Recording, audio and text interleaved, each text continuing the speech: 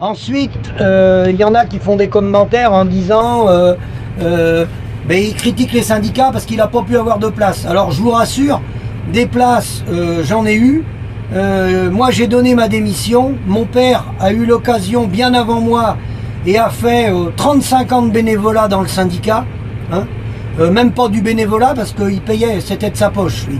Hein, il payait le téléphone et ses déplacements. Donc si on avait voulu avoir des places, je vous rassure, j'aurais pris la suite de mon père à la FNSEA dans les années 80 et il y a longtemps que je ne travaillerai plus dans ma ferme. Donc ça, rassurez-vous, après, soit on a une conscience et on palpe entre 3 et 10 000 euros mensuels et on enterre 3 paysans par jour et on continue dans la lutte des places, soit on essaye d'aller vers un modèle plus juste. Et j'en profite parce que le monde agricole tape beaucoup, par exemple, je vais prendre un exemple, sur les fonctionnaires et les retraités fonctionnaires et les planqués de fonctionnaires.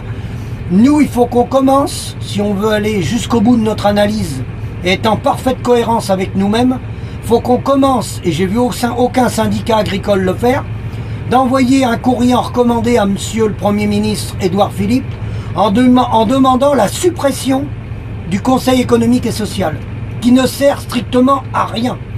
Je ne suis pas le seul à le dire, Roselyne Bachelot l'a dit. Bon.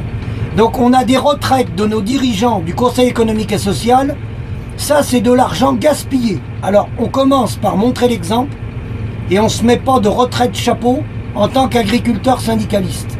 Commençons par balayer devant notre porte. Il y a beaucoup d'économies à faire. Charles Gave, économiste, le dit, il y a beaucoup d'économies à faire. Je suis d'accord avec lui, mais ayons le courage de faire un audit et de mettre les chiffres sur la table. Savoir qui fait quoi et où passe l'argent. Merci et à bientôt.